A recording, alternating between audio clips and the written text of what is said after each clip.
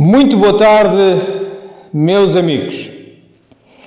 É com todo o gosto que aqui estamos convosco, desta vez não no local físico do nosso Centro de Cultura Espírita de Alcobaça, porque, como sabemos, todos estamos agora obrigados, e já o estávamos por consciência social antes, mas agora também por força da lei, a estarmos de quarentena, estarmos nas nossas casas e apenas nos deslocarmos se necessário, mas sempre procurando estar sozinhos, isto é, sem grandes agrupamentos sociais, pelo que não devemos e não podemos estar neste momento na nossa casa espírita física. Mas estamos todos nesta casa espírita que nos une em pensamento e coração. Bem-vindos, meus amigos. Bem-vindos não só aos trabalhadores e aos frequentadores do centro, mas a todos os amigos que nos acompanham também por esta transmissão direta de Facebook.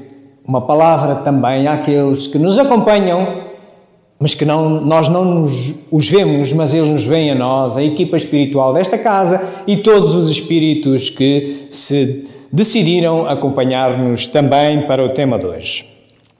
O tema de hoje é este, Lei Moral da Destruição, integrada no conjunto das leis morais que, por sua vez, integram o grande universo da lei natural. Mas, antes de entrarmos diretamente no tema da palestra, queria recordar-vos algo que a nossa consciência social, enquanto espíritas e enquanto dirigentes da casa, portanto, e em nome da direção da casa, recordar-vos sobre as questões elementares e básicas que é sempre bom recordar sobre esta pandemia que estamos a atravessar. Esta pandemia que estamos a atravessar é algo desconhecido para o homem, é algo desconhecido para todos nós. Vai agora começando a ser conhecido à medida que outros países em que o surto começou primeiro e estão a sair primeiro dele, nos vão fornecendo alguma informação. Ora, o homem, como sabeis e como diz o pensamento sistémico, vem munido de 3 ferramentas para enfrentar os problemas da vida. São eles o conhecimento, isto é, foi a uma escola e aprendeu um conhecimento formal, científico ou no mínimo filosófico que já existia. Se este falhar, entra em ação o segundo, que é a experiência, isto é, eu nunca recebi formação sobre aquele problema, sobre o coronavírus, por exemplo, mas apenas vou colhendo a experiência minha ou de outros, ou do meu pai, ou da minha mãe, que passaram por aquilo e pode ser uma fonte de conhecimento. É o conhecimento empírico.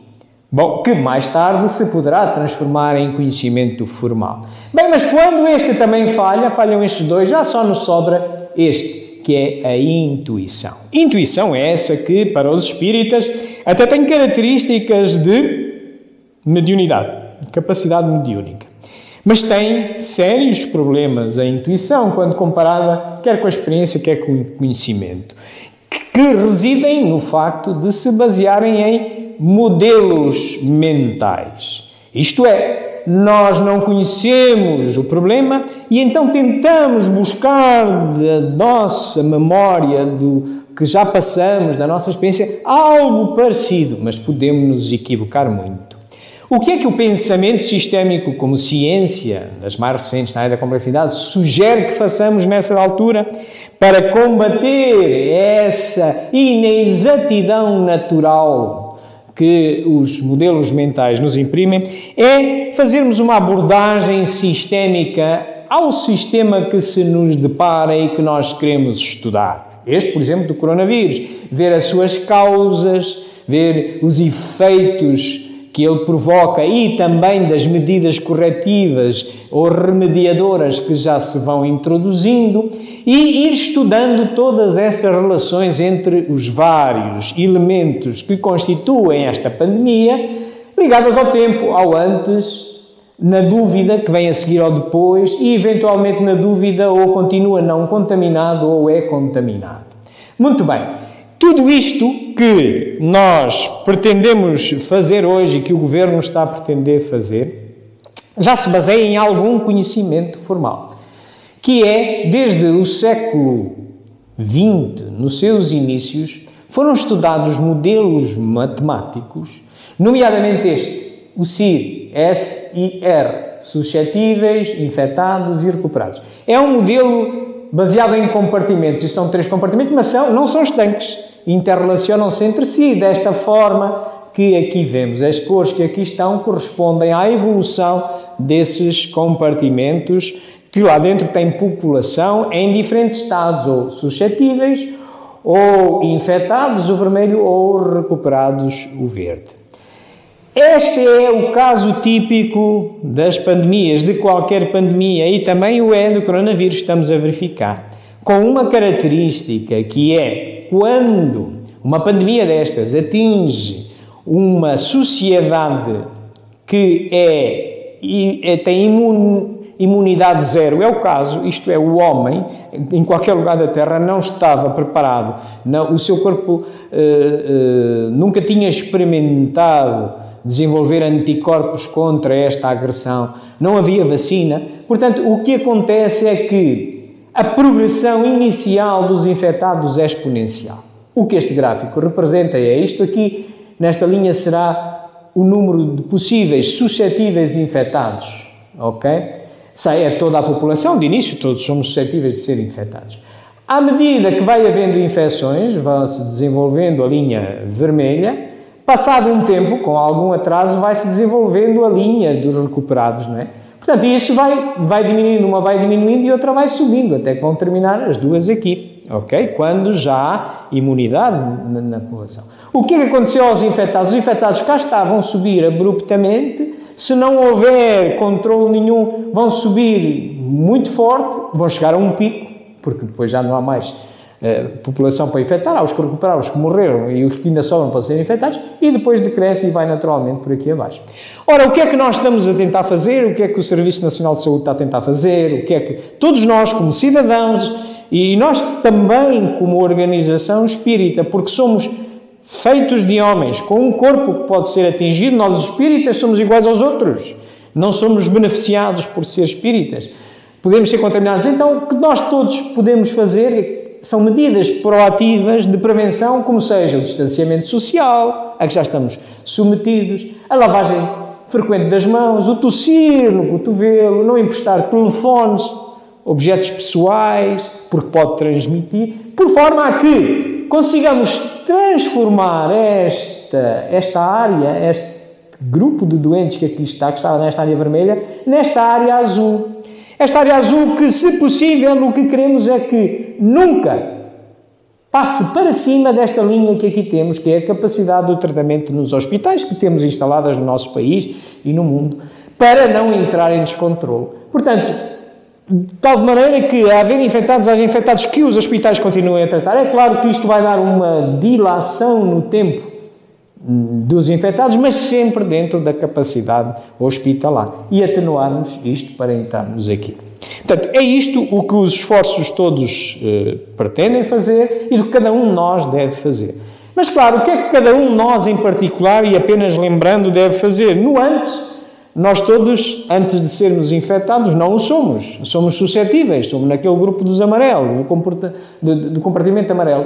Pois é o isolamento social, já todos sabemos, está a ser repetido constantemente.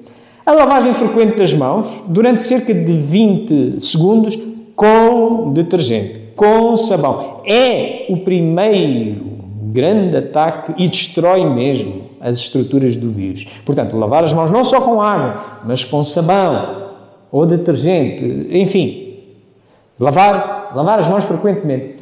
Troca de roupa, termos o cuidado de trocar a roupa com alguma frequência, ou, por exemplo, quando entramos em casa, vimos com um determinado casaco da rua, onde podemos, sem querer, ter tocado em algum sítio contaminado, pelo menos tirarmos o casaco à porta, substituímos por outro, entrarmos em casa.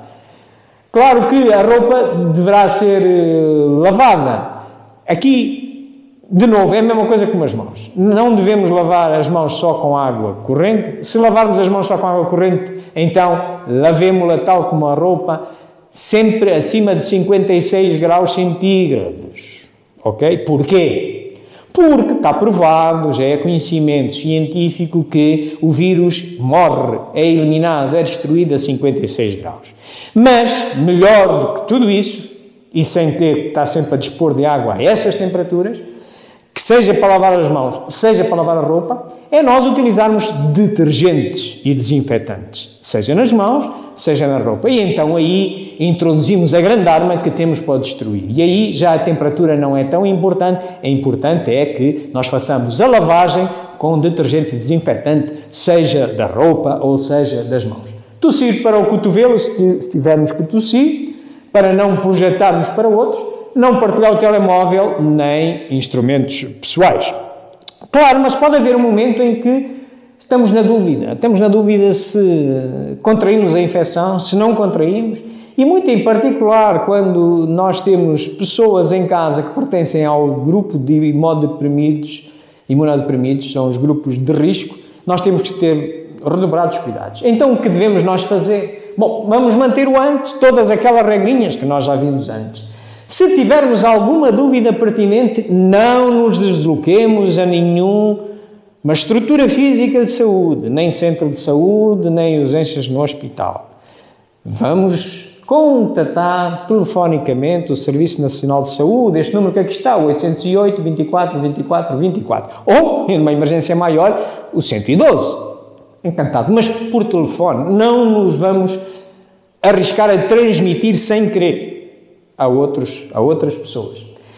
E vamos usar máscara e luvas se cuidarmos de pessoas imunodeprimidas, nos tais grupos de risco, por exemplo, pessoas idosas, acima dos 70 anos, em casa, têm as suas defesas mais baixas. Alguém com câncer, diabetes, todos esses grupos de risco, somos nós os possíveis transmissores, não é o que ficou em casa. O que ficou em casa não tem geração espontânea de vírus, tem que alguém lhe transmitir. Então somos nós os possíveis, potenciais transmissores, mesmo que ainda na dúvida, que lhe podemos transmitir. Então, quando formos cuidar do nosso idoso, da pessoa que está doente e está a nosso cargo, ponhamos a máscara, ponhamos a luva, ok? Muito bem, e seguir as instruções que o SNS nos der a respeito da dúvida. O que é que ele poderá dizer? Bom, pelos sintomas que me está a dizer, isso não é nada, quando muito é uma constipação ou uma gripe, e diz-lhe o que tem que dizer. Portanto, não necessita fazer um teste, ou há razoável dúvida para que tenha que ser submetido a um teste. E é submetido a um teste, e o teste pode dar positivo ou negativo. Se der negativo é igual, ficamos na dúvida ou mais tranquilizados, seguimos com as mesmas regras, mas se der positivo, o mundo não acabou. Calma, se der positivo, se der contaminação, vamos manter todas as nossas posturas anteriores, até porque a maior parte nem enfrenta problemas graves. Até alguns nem desenvolvem sintomas, mas podem transmitir. Portanto, temos que manter todos os cuidados anteriores e até sugerirão que vamos recuperar em casa, como a maioria está a recuperar em casa. E claro, qual é o efeito dessa recuperação? O efeito dessa recuperação vai ser experiência e conhecimento formal. As outras duas ferramentas com que nós não podíamos contar antes de enfrentarmos a pandemia. Portanto, da nossa experiência, etc., daqui por um tempo, vai sair conhecimento formal que vai estar em livros, sai primeiro a experiência que nós já estamos a colher, por exemplo, da China, da Coreia do Sul, enfim, para enfrentarmos melhor esta pandemia. Portanto, é um reforço das outras ferramentas. Bom, meus amigos, era isto que, na nossa responsabilidade social de espíritas, deveríamos lembrar. Antes de entrarmos no nosso tema, que por acaso tem a ver bastante com a questão dos flagelos de que o coronavírus é um deles, a lei moral da destruição, vamos primeiro fazer uma prece. Vamos todos unir-nos pelo pensamento, pelo sentimento, vibrando bem, pensamento positivo e tranquilo, e levando o nosso pensamento ao Criador de tudo.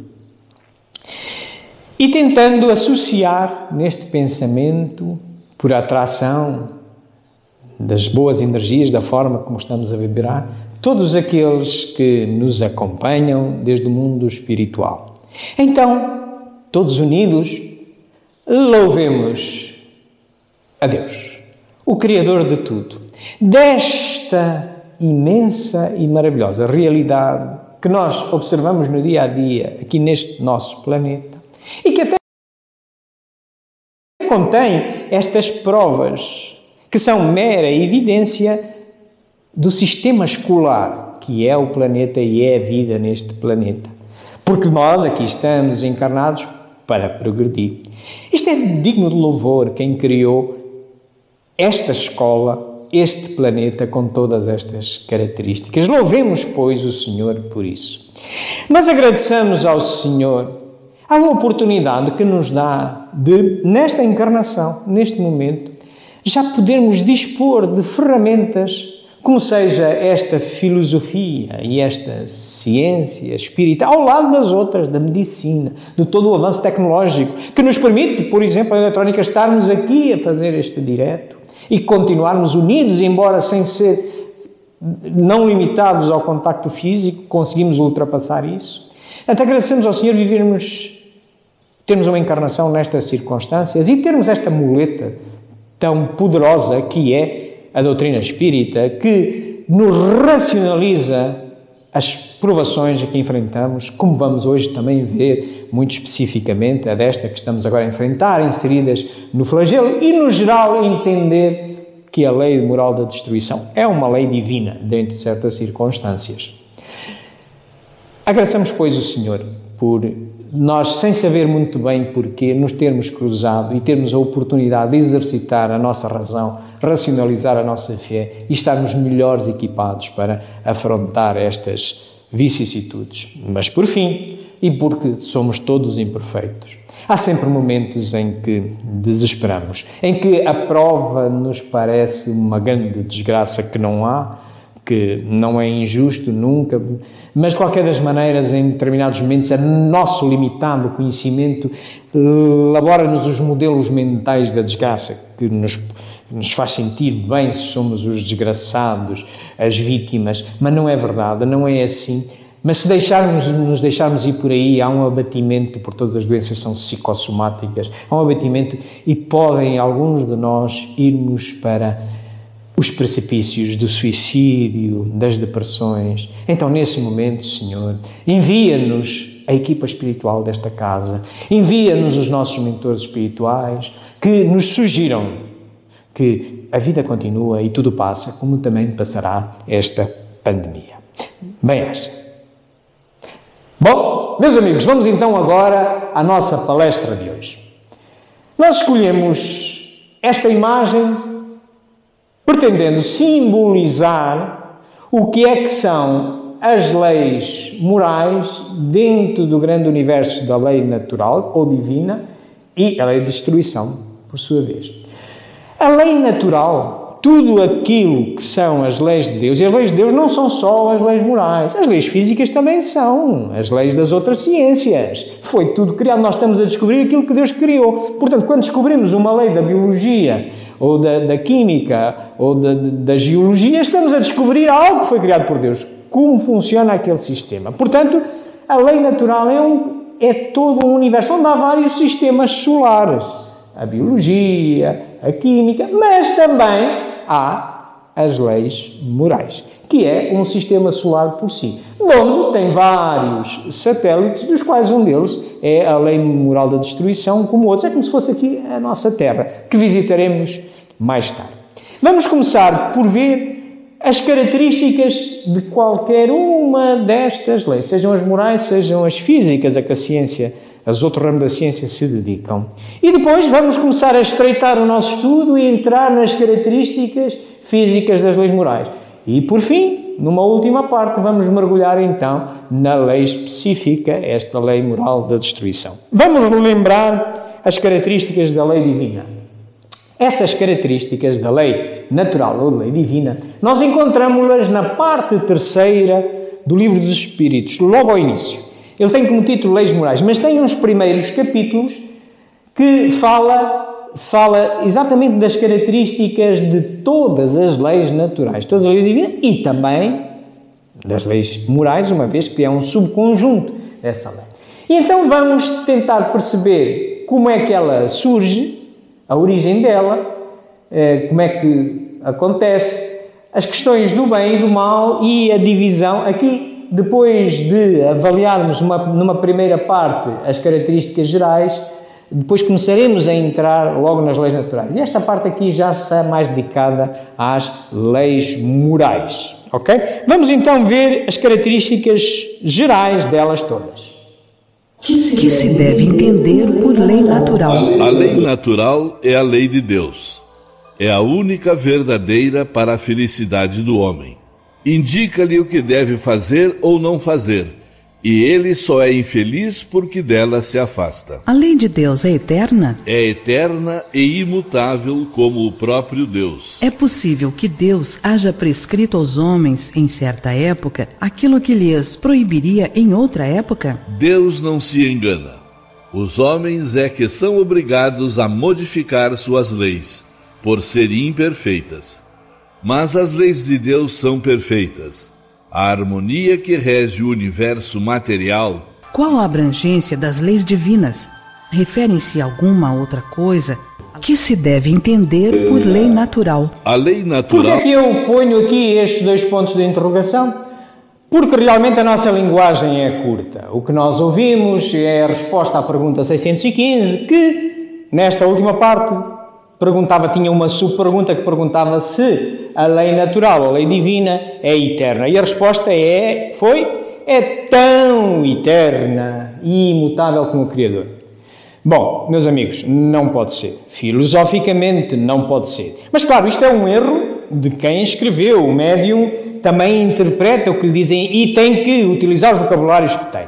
Ainda hoje nós não temos um vocábulo certo para distinguir o eterno do imortal. Isto é, o que é ser eterno? De ser eterno é não ter princípio nem ter fim.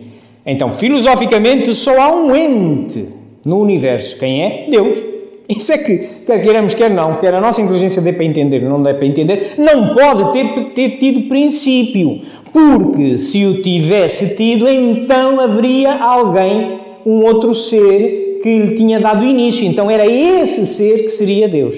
Estão a ver? Nesta perspectiva, e se reservamos eterno como o melhor termo que temos para designar esta característica de longevidade de Deus, então, se a lei é dele, é a lei de Deus, então quem é que criou a lei? Foi ele. Então teve início. Então, não pode ser eterna, muito menos tão eterna quanto ele. O raciocínio para o imutável é o mesmo. Claro que o homem tenta perceber a lei de Deus. As leis que nós vamos deduzindo são interpretações nossas, variáveis no tempo, porque todo o conhecimento assim o é, e o espírita também, interpretando, mudando de verdade, melhor em melhor verdade. Mas, de trás, estão realmente leis que não são imutáveis para aquele nível de desenvolvimento, para aquele planeta, e batem sempre da mesma maneira. Ok? Mas o homem é que muitas vezes interpreta erradamente e depois tem que corrigir. Todos nós vemos isso no dia-a-dia, estamos também a ver na pandemia, por exemplo, os protocolos de teste, primeiro tinha que se testar só as pessoas que tivessem contato com outro ou que viessem de um país que tivessem contato, mas agora agora a situação mudou, temos que ir a todos, enfim, e portanto, e no conhecimento filosófico e científico é assim, e o espiritismo, filosofia e ciência também, não trabalha com a verdade, trabalha com a busca contínua da verdade. Muito bem. Qual a abrangência das leis divinas? Referem-se a alguma outra coisa, além da conduta moral? Todas as leis da natureza são leis divinas, visto que Deus é o autor de todas as coisas. O sábio estuda as leis da matéria. O homem de bem estuda e pratica as leis da alma. Portanto, isto é uma justificação que está no Livro dos Espíritos que nos ajuda a perceber aquilo que era inicial, em que eu vos mostrava o universo com vários sistemas solares. Aqui está. O homem de ciência, das outras ciências mais materialistas, enfim, mas ele estuda o quê? Estuda leis de Deus. Ele tenta descobrir como é que Deus criou o clima, as leis que regem o clima, que regem o nosso corpo, a medicina, etc. Por aí adiante. Portanto, o homem das outras ciências, o científico das outras ciências, estuda as leis físicas, que são leis de Deus também. O homem de bem, o homem interessado no bem proceder, através da ética, que é a filosofia moral, é o nosso caso, o Espiritismo é uma filosofia moral, estuda o bem proceder, estuda as leis morais, este é o outro sistema solar. Estas leis morais dar uma revisão.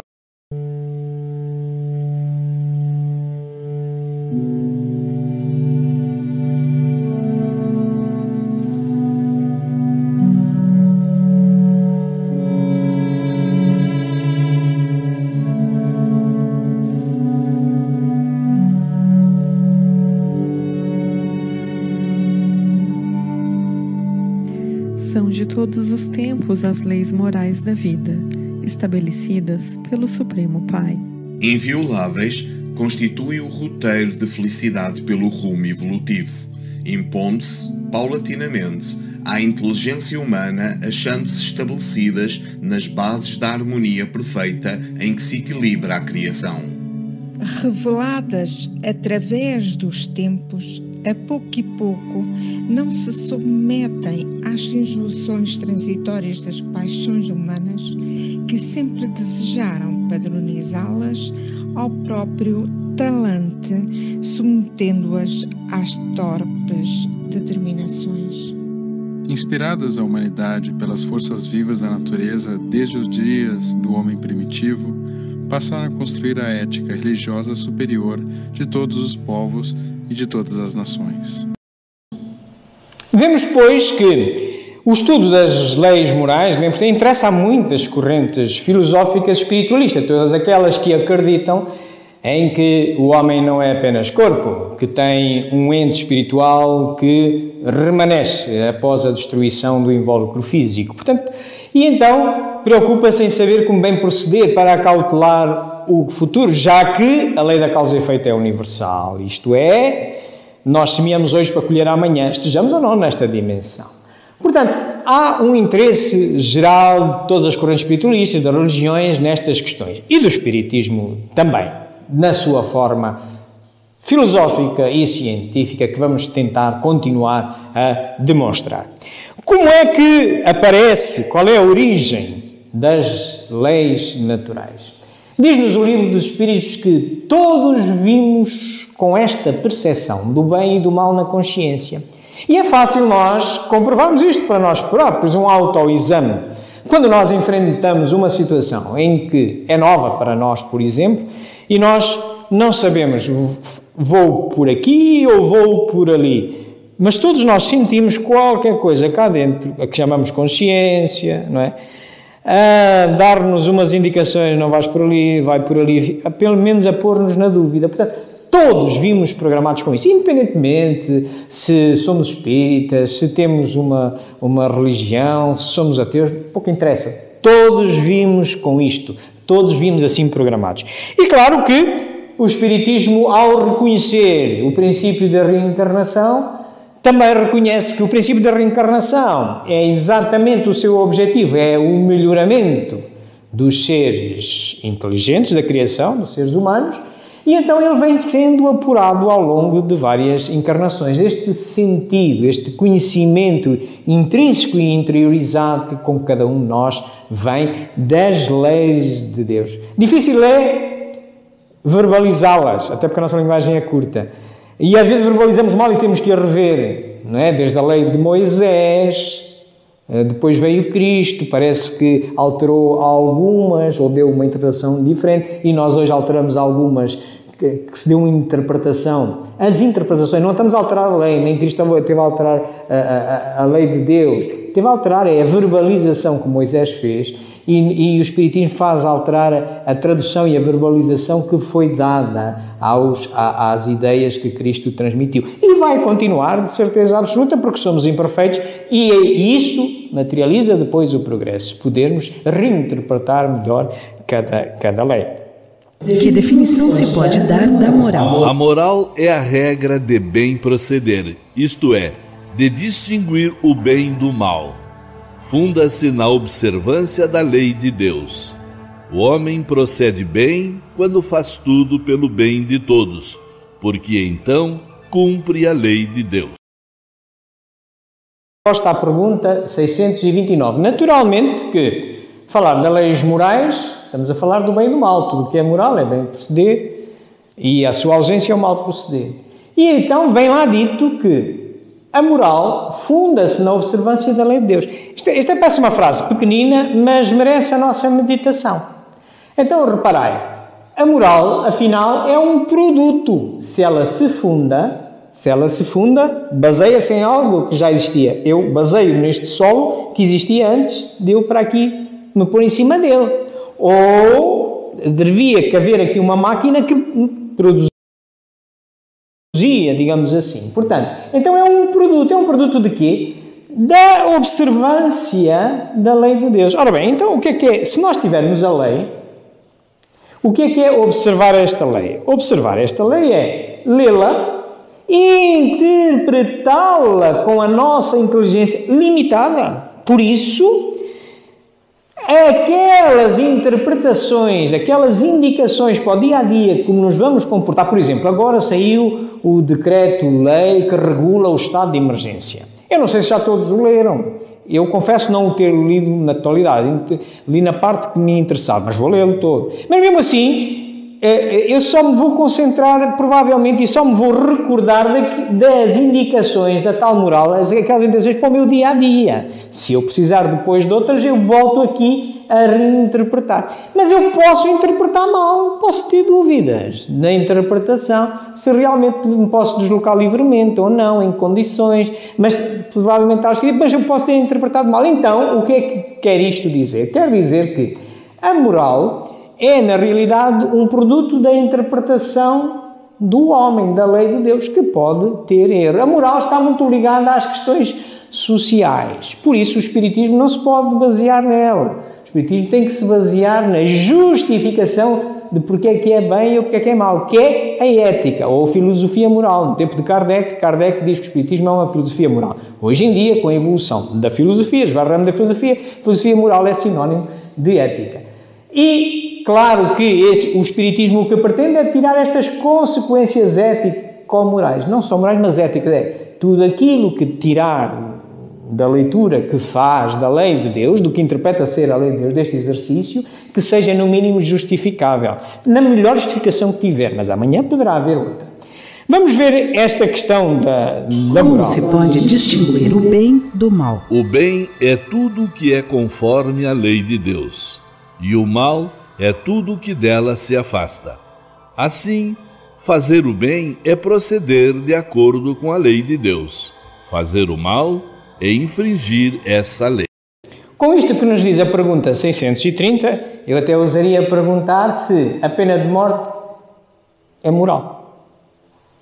Se é moral ou se é imoral. É uma questão que vem no Livro dos Espíritos. Nós vamos dedicá-la na Lei Moral da Destruição, vamos debruçar-nos sobre ela. Mas, desde já vos adianto, olha, reparai, estes países, isto é um mapa de hoje, atual, o mapa mundo de hoje. Os países a azul, já a pena de morte está abolida neste momento. Portugal está abolida há 150 anos. Mas não foi sempre assim. Há 150 anos atrás, era bem proceder um juiz mandar matar aquele assassino que se provou em tribunal que ele tinha morto outro. Mas, na data de hoje, ainda hoje, por exemplo, aqui neste país, nos Estados Unidos, nomeadamente no estado do Texas, continua a ser bem proceder que um juiz mande matar aquele que se provou que matou outro. Ou, aqui nestes países todos, a vermelho. Então, e se o juiz fosse espírita, aqui achava que era bem proceder e vinha para aqui e achava que era mal proceder? Estão a ver como a moral depende do contexto social, da interpretação que o homem fez na observação da lei para aquele momento, mas que não é nada, não pode ser nada de estanque nem de imutável. Portanto, se eu tivesse que responder esta pergunta, diria é sim, não, está dependente de costumes sociais. Então, e como é que o Espiritismo sai disso? Sai através da ética, por isso ele é uma filosofia, há que justificar. Então, se fizesse o homem tem meios de distinguir por si mesmo o que é bem do que é mal? Sim, quando crê em Deus e o quer saber. Deus lhe deu a inteligência para distinguir um do outro. Portanto, Deus lhe deu a inteligência para distinguir um do outro. Ora, então, a esta mesma pergunta, se há pouco, ao perguntar se era moral ou imoral, ela tem as duas respostas, é moral e imoral, depende de onde e em que lugar e em que tempo.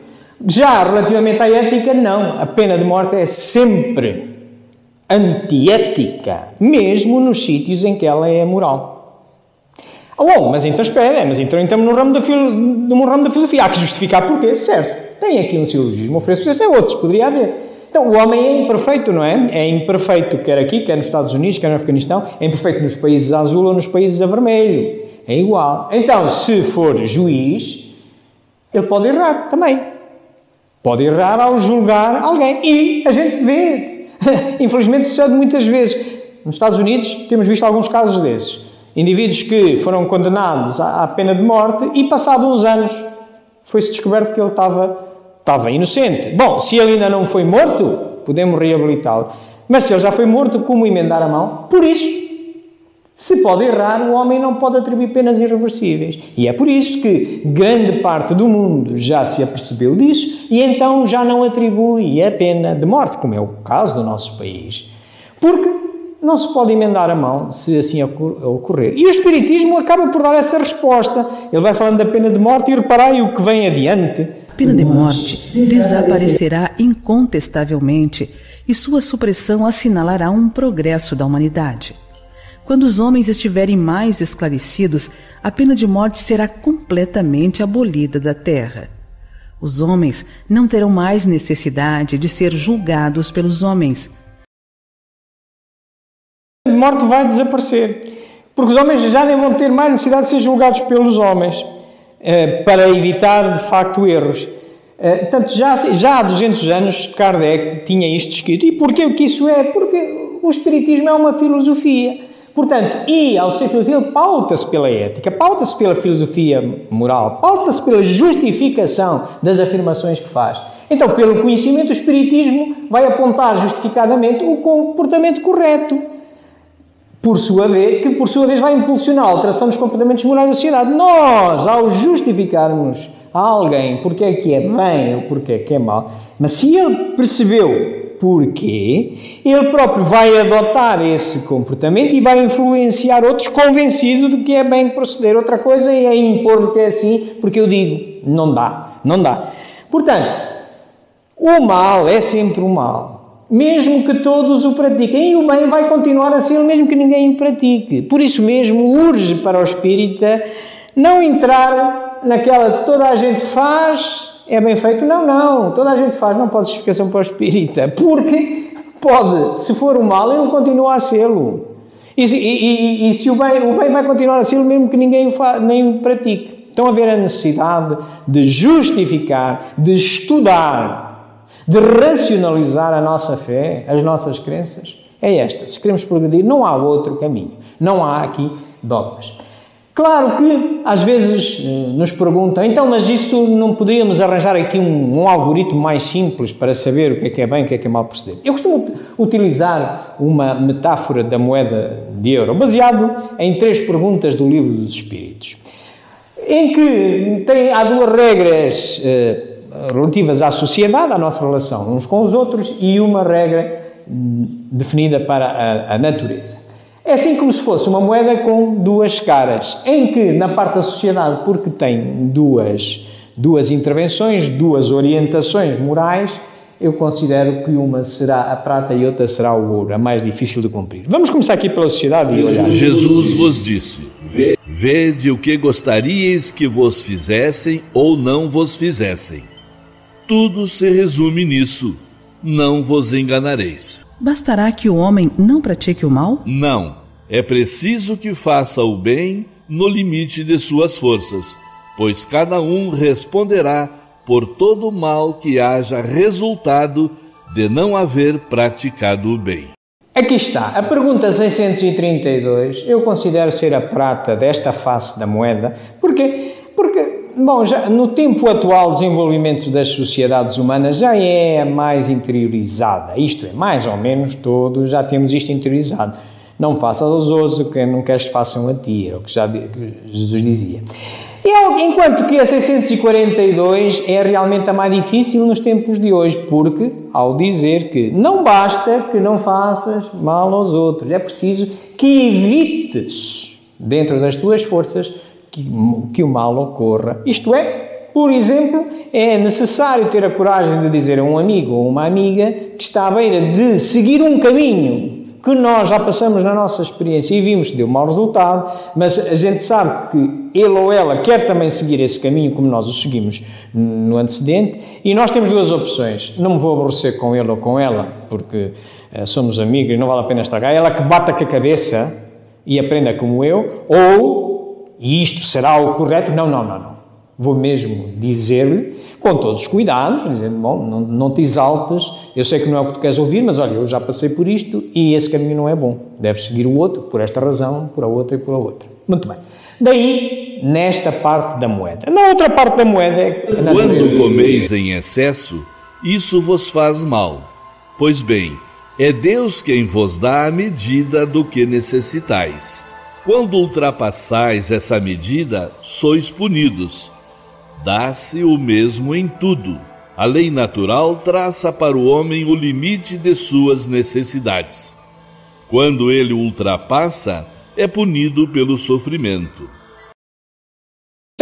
Do outro lado da moeda é a relação com tudo o que não é a sociedade humana. Apenas uma regra se impõe. É a pergunta 633. Evitar o excesso no consumo de animais, na destruição de animais, de vegetais, de tudo que está à nossa volta, do universo. Daí, neste lado da moeda, não ter outras cores senão esta do ouro. Está muito relacionada com a lei moral da destruição que hoje veremos. Que pensais da divisão da lei natural em 10 partes, compreendendo as leis de adoração, trabalho, reprodução, conservação, destruição, sociedade, progresso, igualdade, liberdade e, por fim, a de justiça, amor e caridade. Essa divisão da lei de Deus em 10 partes é a de Moisés e pode abranger todas as circunstâncias da vida, o que é essencial. Podes, pois, adotá-la, sem que por isso tenha qualquer coisa de absoluta, como não o têm os demais sistemas de classificação, que dependem do ponto de vista sob o qual se considere uma coisa.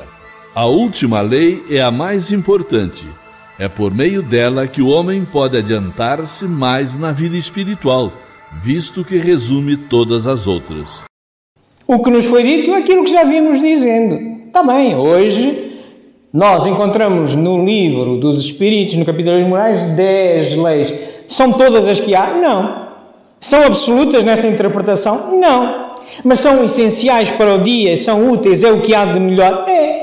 Que sejam úteis. Portanto, e aqui temos a que nós vamos então estudar. E é nesta perspectiva que se justifica agora que, para além neste sistema solar onde temos um Sol, teremos vários satélites, que agora seja isto.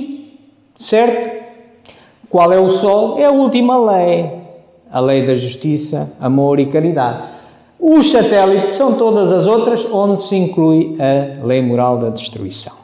Portanto, caracterizamos as leis morais. Vamos agora mergulhar então aqui neste nosso planeta, na lei moral da destruição. Ora bem, a lei moral da destruição nós encontramos-la entre as perguntas 728 e 765. E vamos abordar desde a sua necessidade, os flagelos onde vai cair esta pandemia, as guerras, o assassínio, a crueldade e, de novo, por fim, a pena de morte, que já lhe demos uma pincelada.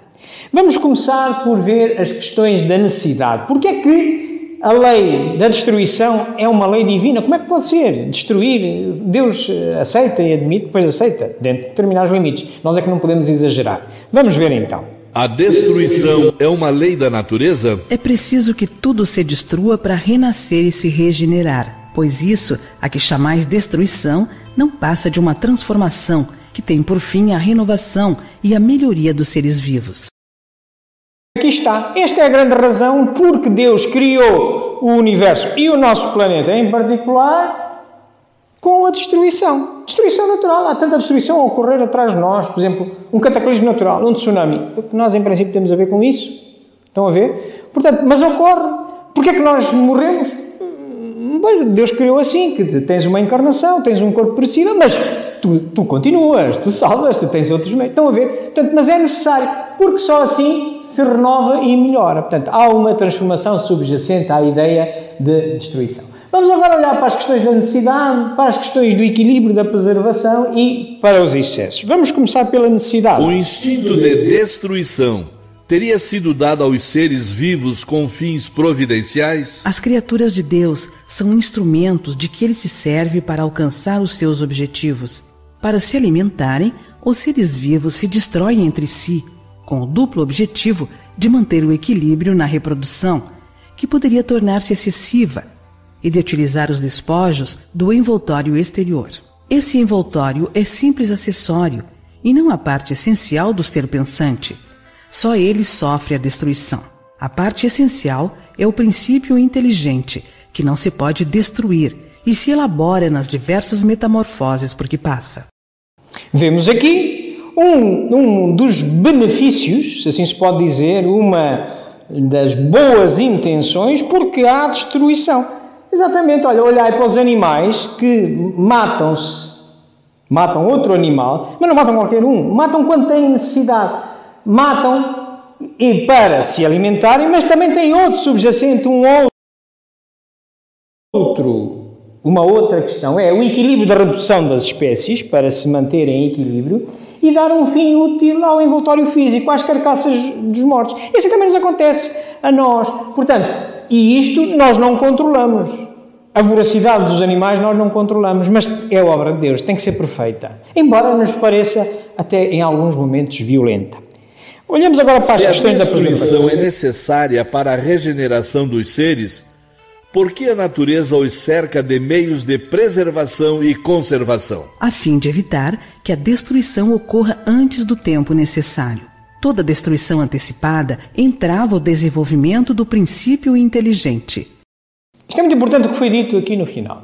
Toda a destruição antecipada pelo homem entrava o desenvolvimento do seu, o suicídio, o descuido do seu corpo, da saúde do seu corpo, enfim, tudo isso entrava. Por isso é que há meios naturais de preservação para o equilíbrio. A gente vai descobrindo para combater doenças, etc., por aí adiante.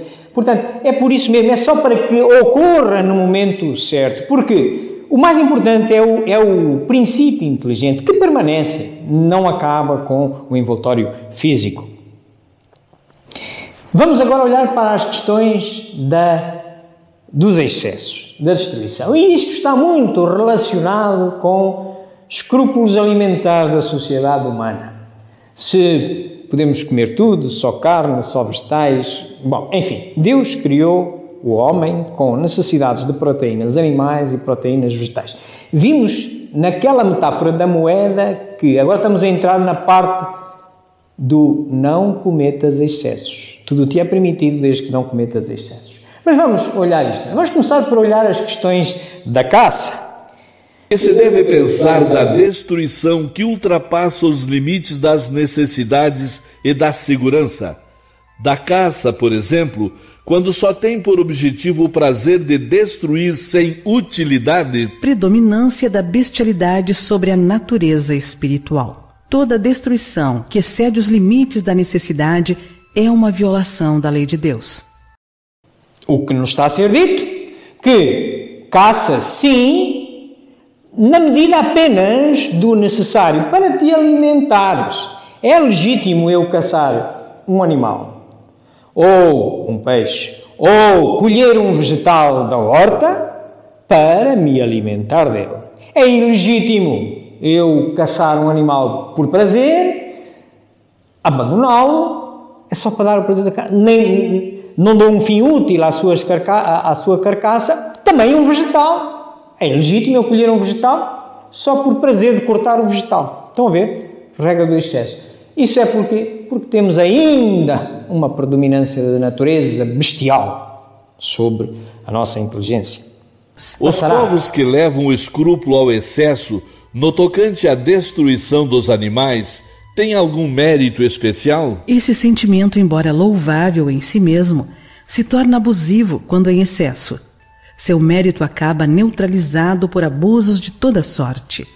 Entre tais povos, há mais temor supersticioso do que verdadeira bondade.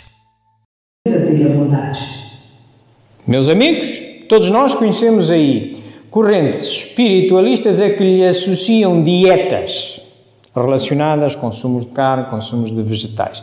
O homem é livre de se alimentar como melhor entender e como necessitar, seja carne, seja peixe, nas medidas da sua necessidade. Deus criou-nos assim, criou também os animais assim. A única coisa que moralmente não devemos fazer é cometer excessos, certo? E isto vem corroborar aquilo que já tínhamos visto lá adiante. Não cometer excessos, seja de vegetais, seja de animais. E isso mesmo vem, por exemplo, neste livrinho que eu vos aconselho àqueles que puderem descarregar da internet ou comprar o livro A Vida Secreta das Plantas, destes senhores Peter Thompson e Christopher Bird. Este livrinho contém uma experiência muito engraçada. Quase toda a gente, por uma questão moral, não é? Moral, social, circula na sociedade que os animais, é que nós não devemos abater os animais, pelo sofrimento que lhe traduzimos à carne e tal, não sei o que mais. E as plantas? Então, e as pessoas que alternativamente não comem carne, mas vão sacrificar as plantas, será que não têm sentimentos? Este livro mostra com uma experiência muito simples, que é cortar-se uma planta e tinham uns sensores de ultrassons e as plantas emitem um ruído quando são violentadas. O que é que fizeram depois? Porque as plantas também têm um princípio inteligente lá dentro, é um instinto, é como os animais. Passado um tempo, aquelas plantas estavam naquele grupo, bastava só aproximar com a faca e já se registava o ruído em frequências ultrassónicas. O que quer dizer, as plantas afinal também sentem. Portanto, isto é só para pormos as questões como elas são, com exatidão, com consciência, com conhecimento. Portanto, alimentemo-nos do que entendermos que nos devemos alimentar, sem excessos. Com que fim Deus castiga a humanidade por meio de flagelos destruidores? Para fazê-la progredir mais depressa. Já não dissemos que a destruição é necessária para a regeneração moral dos espíritos, que em cada nova existência sobem mais um degrau na escala da perfeição? Como os julgais somente do vosso ponto de vista pessoal, dai-lhes o nome de flagelos, em virtude do prejuízo que vos causam. No entanto, muitas vezes, esses transtornos são necessários para que mais depressa se chegue a uma ordem melhor de coisas. Entre a pergunta 737 e 741 encontrarão todas estas questões que vamos aqui falar brevemente sobre os flagelos. Neste capítulo podemos inserir tranquilamente este que nos está a afetar, a pandemia do coronavírus, como outros de ordem natural. Primeira coisa que há que reter é que todos esses flagelos que nós sofremos é para o nosso progresso. Também o coronavírus o é, pelas suas razões. Vamos questionar-nos, e vem no livro dos Espíritos, porque é que não se utilizam outros meios. Vamos ver o que é que disseram os Espíritos. Para melhorar a humanidade, Deus não poderia empregar outros meios além dos flagelos destruidores? Sim, e diariamente os emprega, pois deu a cada um os meios de progredir pelo conhecimento do bem e do mal. É o homem que não se aproveita desses meios. É preciso, pois, que seja castigado no seu orgulho e sinta a própria fraqueza. Talvez o caso mais evidente já para todos é o caso climático, o aquecimento climático, que tem intervenção do homem, tem mão do homem. O aquecimento global tem mão do homem com as emissões de dióxido de carbono. E claro que há homens com responsabilidades na Terra que ainda vão ignorando essa realidade e querem ignorar no seu orgulho. É claro que vai haver um dia, as leis naturais estão muito bem equilibradas, na percepção das leis naturais, muitas delas nós não conhecemos, vai haver um problema. Já está a começar a ver os glaciares a derreterem, inundações a acontecerem, o verão que já não é a mesma coisa, não está localizado nos mesmos meses, etc. por aí adiante. Porquê? Pelo orgulho do homem. Muito bem. Mas nesses flagelos, tanto sucumbe o homem de bem como o perverso. Isso é justo? Durante a vida, o homem refere tudo ao seu corpo. Após a morte, porém, outra é a sua maneira de pensar. Como já dissemos, a vida do corpo é bem pouca coisa. Um século do vosso mundo é um relâmpago na eternidade. E logo, os sofrimentos de alguns meses ou de alguns dias nada representa. É um ensinamento que vos é dado e que vos servirá no futuro. O sofrimento de alguns dias ou alguns meses não é nada. Isso será compensado no futuro e há um progresso. Soa-vos ao coronavírus? O sofrimento de uns dias ou de uns meses, para muitos de nós será apenas de facto um sofrimento e continuaremos encarnados, mas mesmo que não o continuando, progredimos sempre. Só que nós tendemos primeiro a ver tudo referido ao corpo. Quando depois cruzamos a porta da morte, damos-nos conta que a vida continua e afinal a encarnação só foi isto. Os corpos não passam de disfarces com que eles aparecem no mundo. Nas grandes calamidades que dizimam os homens, o panorama é semelhante ao de um exército, cujos soldados, durante a guerra, ficassem com seus uniformes estragados, rotos ou perdidos. O general se preocupa mais com seus soldados do que com os uniformes deles. Deus, o nosso general espiritual e de todas as comunidades inteligentes da sua criação, preocupa-se muito mais com o que está dentro, com o homem que está dentro do uniforme e não com o uniforme. Isto é mais importante o espírito do que o corpo com que nós, digamos que, nos disfarçamos de encarnação em encarnação, ok? É apenas o envoltório exterior. Portanto, só tem realmente essa importância, por muito que nos custe. Mas nem por isso as pessoas vitimadas por esses flagelos deixam de ser vítimas. Se considerasseis a vida qual ela é e como é insignificante em relação ao infinito, não lhes daríeis tanta importância. Em outra existência, essas vítimas encontrarão larga compensação aos seus sofrimentos, se souberem suportá-los sem murmurar. Porque Deus é infinitamente justo, não temos outro meio para dizer quão perfeito é na sua justiça. Não pode ser que alguém possa ser vítima do que quer que seja, mesmo quando há um flagelo. A diferença entre um flagelo e uma morte individual é apenas porque morrem ao mesmo tempo, em simultâneo, mais gente do que na morte individual, que é individual. Portanto, mas todos temos a nossa hora, todos temos que partir e voltar de novo. Portanto, tudo o que nos acontece numa determinada encarnação é uma coisinha pequenina comparada com o todo. Mas lembrando sempre que não há aqui nenhuma vítima. E tudo aquilo que hoje sofremos é para nosso bem. Mais tarde nós compreenderemos e seremos recompensados disso que semeamos, com esta paga de uma fatura que vinha atrás. Mas, atenção, nunca pensemos que Deus é diretamente da sua mão que nos ocorre um flagelo. Olhemos outra vez para as questões climáticas. As questões climáticas, poderemos considerá-las um flagelo se houver inundações, por exemplo, mas não é Deus que resolveu, hoje, sábado, vou mandar uma inundação para Alcobaça. Não.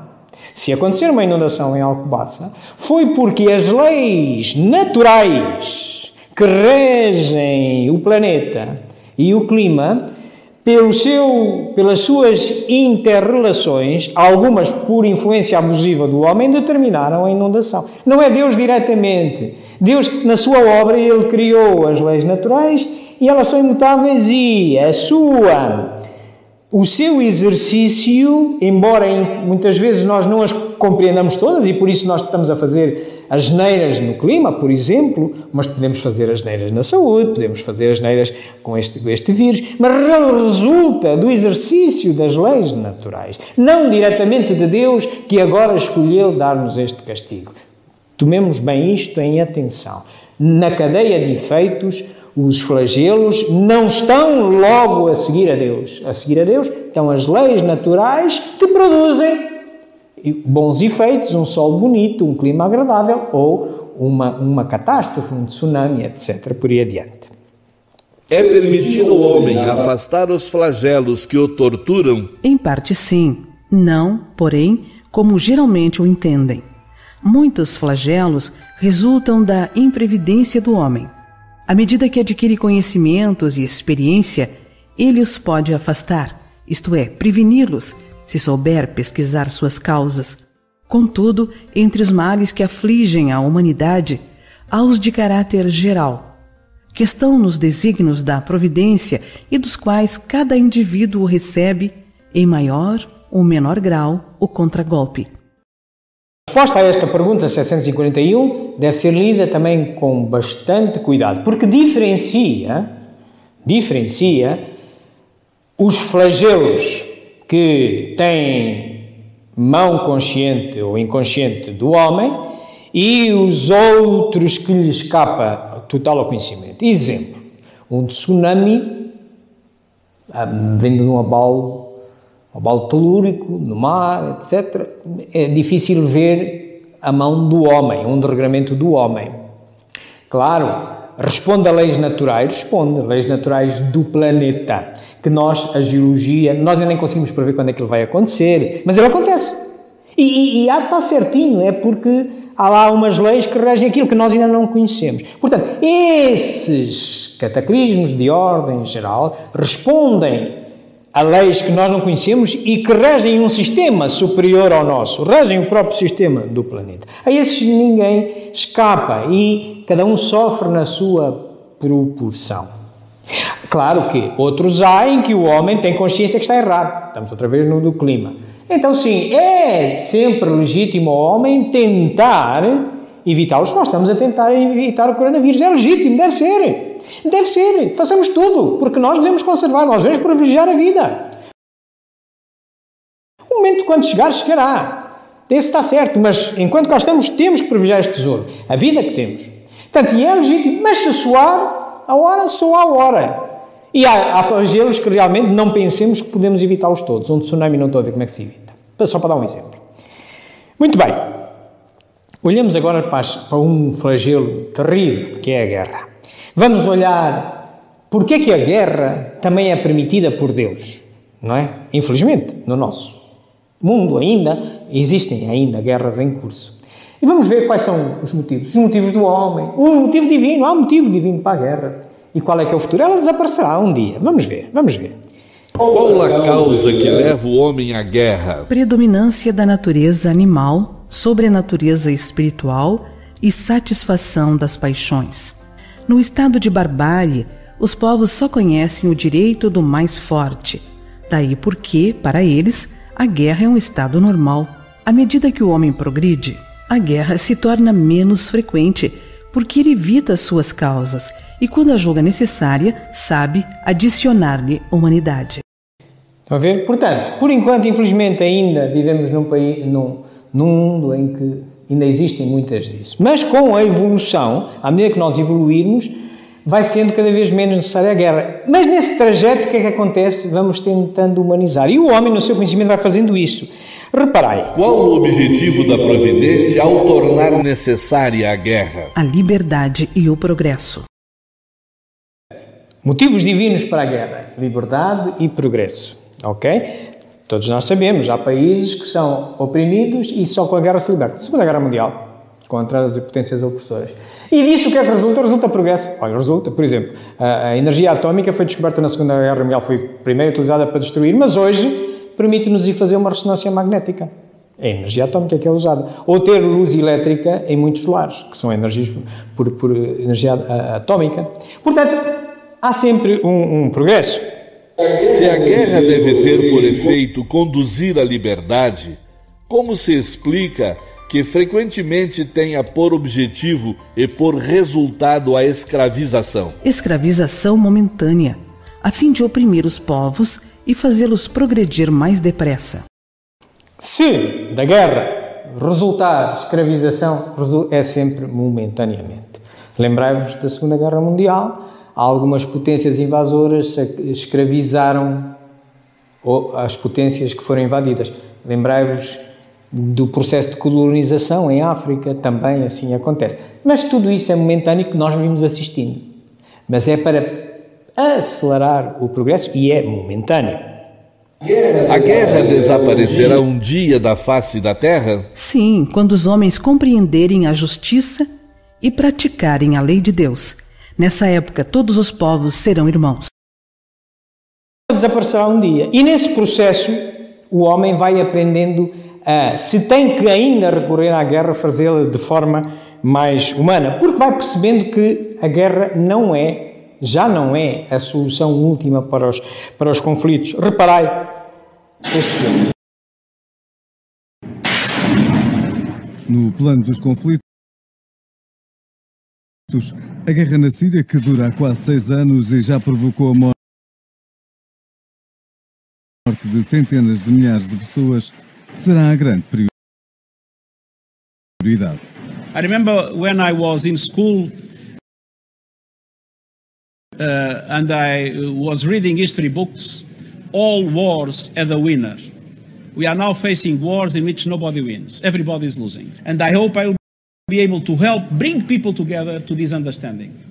As I said, this is a war in which nobody is winning. This is a war in which everybody is losing. This became a threat for everybody around the world. It's high time to put an end to this nonsense.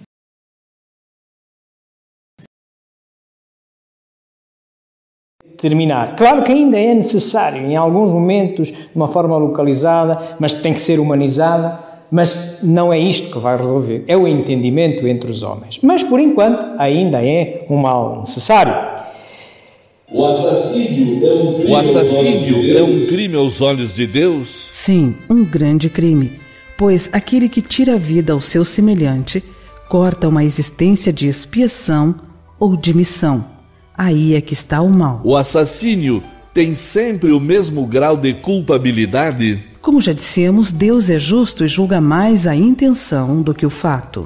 O importante é mesmo a intenção. Reparai, há assassínio se inadvertidamente, porque não vi ou porque alguém se atirou para a frente do meu carro sem ser numa passadeira e eu não tive tempo de parar e atropelar, pode a pessoa morrer. Sim, é um assassínio, matei alguém, mas a minha culpa é distinta do que se a pessoa vai na passadeira e eu atropelo por querer. Até já os juízes humanos reconhecem que há atenuantes e agravantes. Portanto, o que é que conta aqui é a intenção. Não deixa de o ser. E, nesse caso, a lei moral da destruição prevê situações em que o assassínio pode ser desculpável, como seja a legítima defesa e a guerra. Vamos olhar em Deus detalhe. desculpa o assassínio em caso de legítima defesa? Só a necessidade pode desculpá-lo.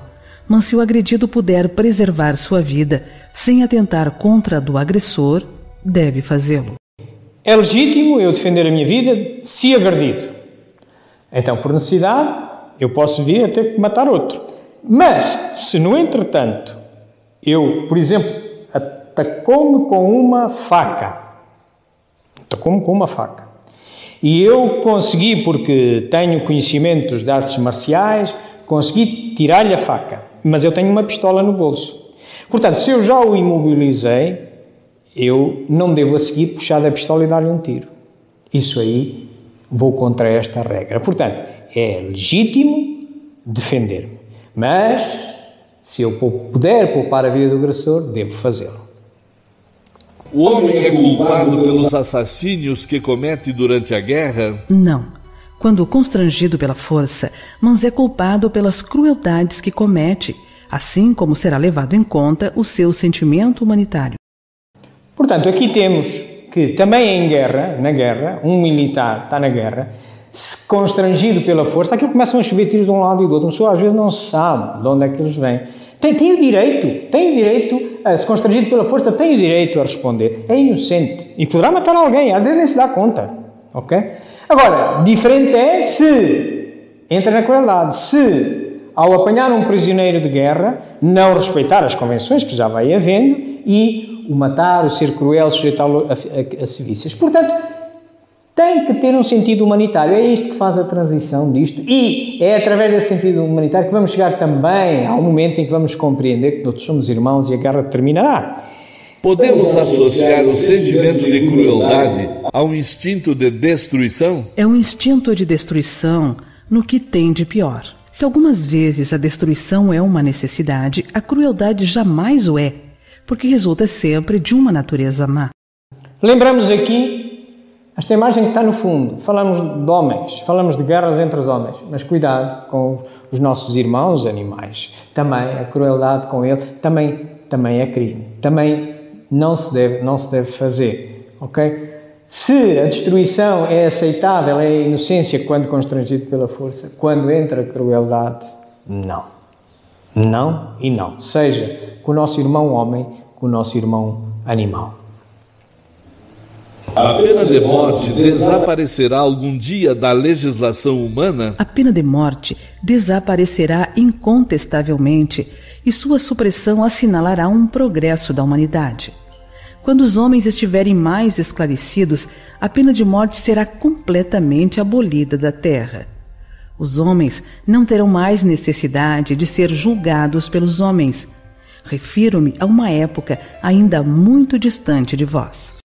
Em alguma época muito distante de nós, terminará mesmo. Já terminou em boa parte dos países, terminará também. Vimos há pouco, no início, nas justificações ético-morais da existência da pena de morte. Claro que sobre ela concorrerão questões da conservação da vida dos outros e da sua necessidade. Vamos recapitular. A lei de conservação dá ao homem o direito de preservar sua própria vida. Não usará ele desse direito quando elimina da sociedade um membro perigoso? Há outros meios de ele se preservar do perigo, sem matar. Aliás, é preciso abrir ao criminoso a porta do arrependimento e não fechá-la. Abrir ao criminoso a porta do arrependimento e não fechá-la. Por isso a pena de morte também não deve existir. Porque nós nem somos donos da nossa vida. Nós demos-nos conta que vivíamos. Portanto, nós não adquirimos a nossa vida, nem os nossos pais são donos da nossa vida, que supostamente deram só o corpo, não deram a vida. Portanto, nós, se não somos donos da nossa vida, como é que somos donos da vida do outro? Pelos motivos que entendemos, mesmo que seja a respeito da conservação da vida dos outros. Não, há sempre outros meios sem matar. Se a pena de morte pode vir a ser banida das sociedades civilizadas, não terá sido uma necessidade em épocas menos adiantadas? Necessidade não é o termo. O homem julga uma coisa necessária sempre que não encontra outra melhor. À medida que se esclarece, vai compreendendo melhor o que é justo ou injusto e repudia os excessos cometidos nos tempos de ignorância, em nome da justiça. Com o tempo, e através da ética, da filosofia moral, justificar o que é bem e o que é mal, pois ele passa da ignorância moral, onde ainda julgava a pena de morte como uma necessidade, ao conhecimento moral do bem proceder, onde vai aboli-la. Meus amigos, era isto que eu tinha para vocês sobre a lei moral da destruição. Eu consultei estas obras todas que aqui estão e que nós fomos falando, cá está o tal livro das plantinhas, o meu livro, o Pensamento Sistémico Espiritismo, que fala, nomeadamente, aquelas questões das 3 ferramentas com que nós vimos equipados, o conhecimento, a experiência e a intuição, que estamos a utilizar muito a intuição neste momento em que estamos a afrontar este problema do coronavírus, portanto, e temos que olhar sistemicamente para o sistema. A Revista Espírita, e na Revista Espírita eu chamava-vos a atenção porque guarda muita relação com esta epidemia. Se vocês forem a outubro de 1867, num título de Adeuses, estão lá várias mensagens, uma delas do Dr. Damer. O Dr. Damer foi um homeopata, um médico homeopata, que morreu, desencarnou em 1865. Não chegou a conhecer Kardec, mas ele era espírita. E quando já na erraticidade, ele acompanha Kardec como seu médico espiritual. E vai de vez em quando dando mensagens. E a cólera, não o coronavírus, mas a cólera, nos últimos 200 anos já tivemos 7 pandemias da cólera. 4 delas experimentou-as Kardec. Portanto, 4 delas, no tempo de vida dele, nos seus 65 anos em que viveu na Terra, ele experimentou nada mais, nada menos do que 4. E em 65, 67 até 71 estava em curso a terceira e a quarta pandemia. E reparai nesta mensagem do Dr. Demar. Este mal é desconhecido e talvez o seja ainda hoje. Estava-se a referir à cólera, mas podemos substituir cólera por coronavírus. Porque à sua constituição própria juntam-se diariamente outros elementos que confundem o saber humano e impedem de o achar o remédio necessário para deter a sua marcha. Assim, a despeito da sua ciência, os homens devem sofrer as suas consequências. E esse flagelo destruidor é muito simplesmente um dos meios para ativar a renovação humanitária que se deve realizar. Desculpai lá ler, mas eu acho que talvez não se veja muito bem. Mas não vos inquieteis, para vós espíritas, para nós espíritas, que sabeis que morrer é renascer, se fordes atingido e partirdes, não ireis à felicidade? Se ao contrário fordes poupados, agradecei-o a Deus, que assim vos permitirá aumentar a soma dos vossos sofrimentos e pagar mais pela prova. De um lado como do outro, ficando ou morrendo, quer a morte vos fira, quer vos poupe, vós tendes a ganhar, ou então não vos digais espíritas. Meditemos nisto quando regressarmos à nossa casa e fizemos as nossas avaliações sobre a pandemia de hoje, que não era comparável com 4 pandemias da cólera do tempo de Kardec. Não é. Graças a Deus também, e a nós, ao nosso envolvimento. Bom, meus amigos, eu estou a gravar como habitualmente esta conferência, esta palestra. Espero que tenha corrido bem o direto. De qualquer das maneiras, estamos a fazer uma segunda gravação e que vamos subi-la a este canal, Espiritismo JG, como habitualmente subimos as nossas conferências. Amanhã ou depois já lá estará, onde poderão ver com melhor resolução a imagem do computador e uma gravaçãozinha com a voz e esta imagem. Também poderão interagir comigo, quer no Facebook, neste canal por onde estamos a transmitir, quer também através deste e-mail espiritismo.jg@gmail.com. Estarei à vossa disposição para qualquer pergunta. Bom, meus amigos, era isto que eu tinha para vocês. Terminamos a nossa palestra, mas não terminamos a nossa atividade espírita. Ela vai terminar tal como a começamos. Assim, exortava-vos para se unirem a mim de novo e, tentando atrair toda a espiritualidade que nos rodeia, que esteve presente connosco, vamos de novo orar. Vamos de novo fazer uma prece, já agora mais fortalecidos com este conhecimento que para uns foi apenas lembrado, para outros se calhar foi tocado por primeira vez, mas é importante que saiamos todos mais esclarecidos e melhores do que o que iniciamos esta palestra. E assim, louvemos a Deus, louvemos ao Criador de todas as coisas e também deste mundo que aparentemente nos reserva agora uma prova. É obra dele, é para o nosso progresso, independentemente dos efeitos que ocorrerem. Mas muitos deles estão na nossa mão, por isso ele nos deixa tentar prevenir os flagelos. Agradeçamos-lhe por exemplo, com esta ferramenta que é o Espiritismo, talvez possamos hoje olhar melhor para as razões deste flagelo, do coronavírus e dos outros, que se inserem numa lei que até é divina, da destruição, por muito que nos custe aceitar, mas que tem objetivos pródigos, objetivos corretos, liberdade e progresso. É para o nosso progresso. Mas, claro, perceber isto exige estudo. E, estudando o Espiritismo, temos boas justificações racionais, filosóficas e também científicas que racionalizam a nossa fé. Porque a fé inabalável é aquela que pode enfrentar a razão em qualquer momento da humanidade, como vem escrito no Evangelho segundo o Espiritismo, no capítulo 19, da fé move montanhas.